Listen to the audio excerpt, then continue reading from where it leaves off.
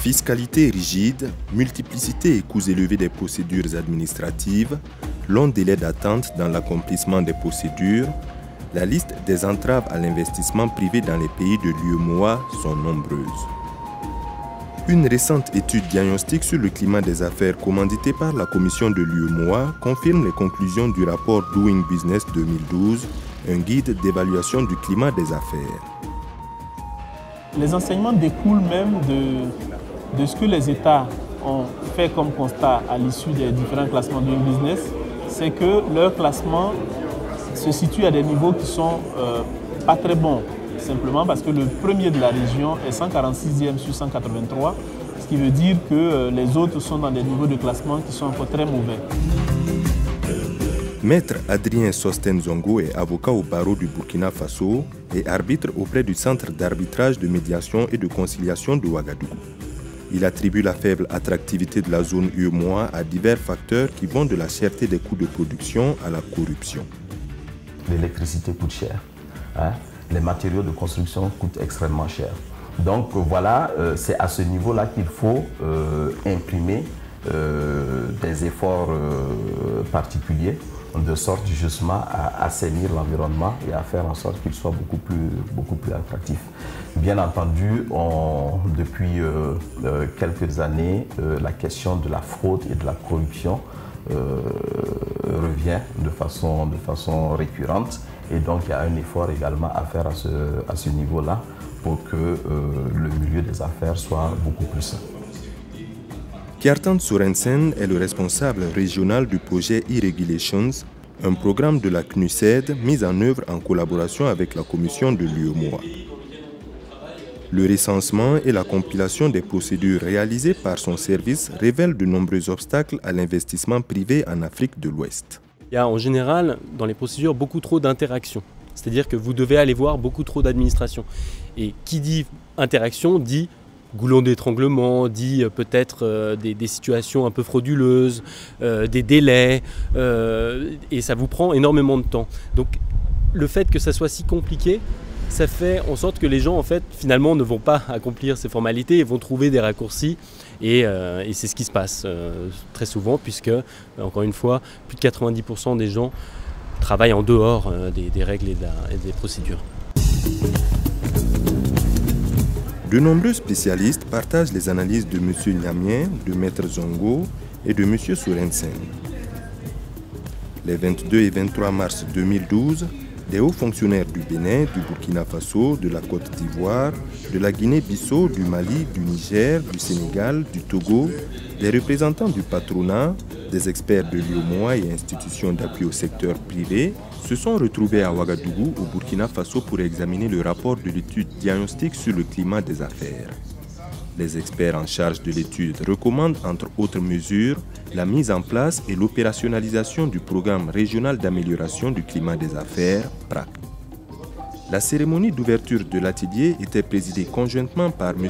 Guy Amédée Ajanohoun, commissaire de l'UEMOA chargé du développement de l'entreprise, des télécommunications et l'énergie, et M. Eftasios Pejidis, représentant de la délégation de l'Union européenne. Dans son discours inaugural, M. Guy Amédée Ajanohoun a situé les enjeux de l'atelier.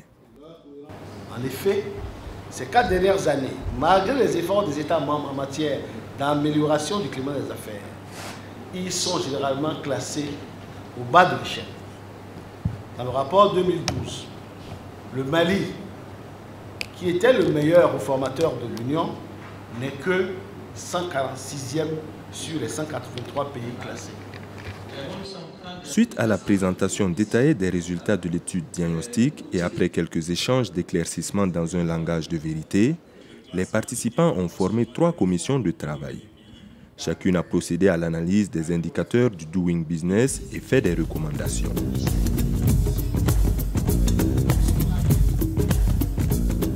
La commission 1 a analysé 5 indicateurs du Doing Business, notamment ceux concernant la création d'entreprises, l'accès à l'électricité, l'accès au crédit, le paiement des impôts et le commerce transfrontalier. La commission 2 a examiné 5 indicateurs, à savoir l'octroi des permis de construire, le transfert de propriété, la protection des investisseurs, l'exécution des contrats et le solutionnement de l'insolvabilité. La dernière commission a examiné entre autres des questions de coûts de facteurs de production, le développement des infrastructures économiques, les questions réglementaires, institutionnelles et l'appui au secteur privé. Au cours des travaux en commission, les participants ont abordé sans détour les sujets de discorde entre le secteur public et le privé, notamment la question des impôts qui opposent souvent les deux parties. La commission de l'UEMOA plaide quant à elle pour la conciliation. La commission, en initiant justement le programme régional d'amélioration du climat des affaires, c'est essayer de trouver un milieu consensuel qui sauvegarde les intérêts des deux parties. Les États ne peuvent pas être dessaisis de cette ressource financière qui alimente le budget, mais il ne faudrait pas non plus que cela tue et empêche justement le développement. Parce que l'objectif de l'intégration, c'est faire du développement économique équilibré. Pour cela, chacune des deux parties est tenue et appelée à renoncer à un certain nombre de choses. Le 23 mars, après de longues heures de discussion, les participants adoptent à l'unanimité le rapport de l'atelier. Ils formulent de nombreuses recommandations à prendre en compte dans le programme régional d'amélioration du climat des affaires. Concernant les indicateurs du Doing Business, les participants recommandent entre autres la simplification des procédures et la réduction des coûts de création d'entreprises, l'accélération de la mise en œuvre des procédures e-regulations, la création de pôles énergétiques dans l'espace UEMOA, l'accélération de la mise en œuvre du programme d'appui aux PME, la mise en place de guichets uniques du foncier. Sur le climat des affaires, les participants recommandent l'application stricte des règles communautaires de libre-échange, l'amélioration de la qualité des services de télécommunication, l'amélioration des réseaux de distribution d'eau, etc. Par ailleurs, il suggère la création d'indicateurs propres à la région autres que ceux du Doing Business. Ces nouveaux indicateurs doivent tenir compte des réalités socio-économiques des pays de l'UEMOA. La mise en œuvre de ces préconisations issues de l'atelier sur l'étude diagnostique engage les États membres. Cet atelier marque un tournant aussi dans l'histoire un peu de l'UEMOA et va vers ce que tous nos chefs d'État appellent de leur vœu le plus cher, qui est l'intégration économique régionale. On a vu que cette intégration économique régionale a été la base de développement de certaines régions, même en Afrique. Les recettes du succès se trouveraient donc dans la mutualisation des potentialités et des bonnes pratiques des États membres de l'UEMOA en matière d'amélioration du climat des affaires. Un État pris isolément ne compte pas pour grand-chose dans les échanges commerciaux au plan international. L'avantage du PRACA, c'est qu'il est régional. Ce programme va permettre justement d'intégrer les économies des différents États membres de l'UEMOA et booster leur attractivité. C'est vrai que chaque État mène des actions dans le sens d'améliorer son environnement des affaires, mais la vision communautaire de l'environnement des affaires dans nos différents États permet d'imprimer une dynamique à même d'intégrer de façon plus approfondie ces économies-là et d'améliorer de façon plus conséquente et objective leur attractivité.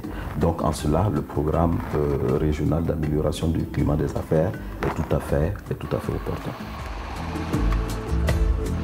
Améliorer le classement Doing Business des États membres de l'UEMOA et renforcer la compétitivité des entreprises, c'est là tout l'enjeu du programme d'amélioration du climat des affaires. Pour y arriver, 4 composantes ont été définies. La composante 1 concerne la réglementation, les formalités et les réformes. Il s'agit de travailler à simplifier la réglementation et de la rendre plus transparente pour les entreprises. La composante 2 traite des instruments de gestion des procédures et des formalités.